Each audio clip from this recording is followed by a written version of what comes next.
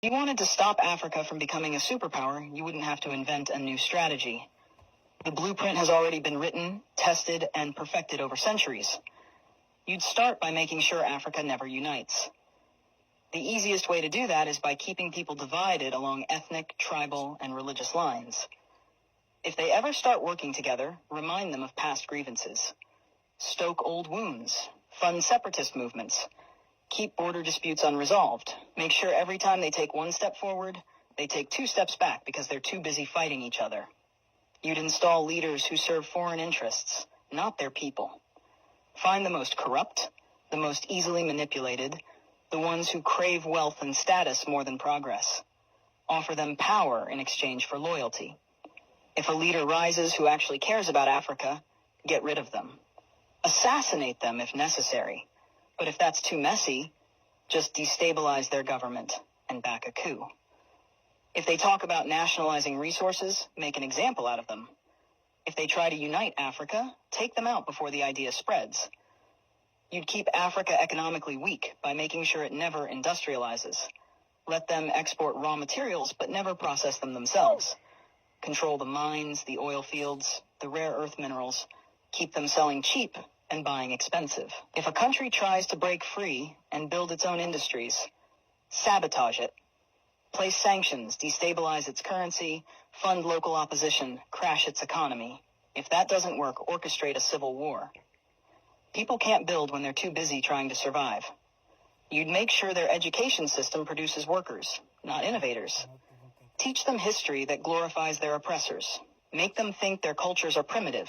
Their ancestors were savages. Their future depends on foreign approval. Train them to memorize, not to think critically. Keep their best and brightest looking overseas for opportunities.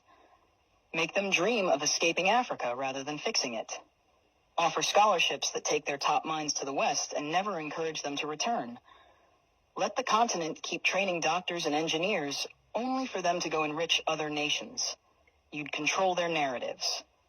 Own their media, control their stories, dictate their image to the world. Make them believe they are corrupt, hopeless, eternally in crisis. Flood their screens with poverty porn and war zones. Show them charity ads that make them believe they are helpless without foreign aid. Downplay their successes. Twist their victories into isolated incidents. If an African country develops a groundbreaking innovation, credit a foreign investor. If an African leader implements a successful policy, frame it as an anomaly rather than proof of competence. You'd make sure they remain dependent. Drown them in debt. Offer loans with impossible conditions. Force them to privatize everything so foreign corporations own their water, their electricity, their land.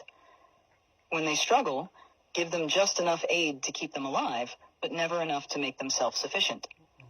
Use charities to create a culture of reliance rather than resilience. Make them think foreign intervention is necessary, that they can't solve their own problems, that they always need help from the outside.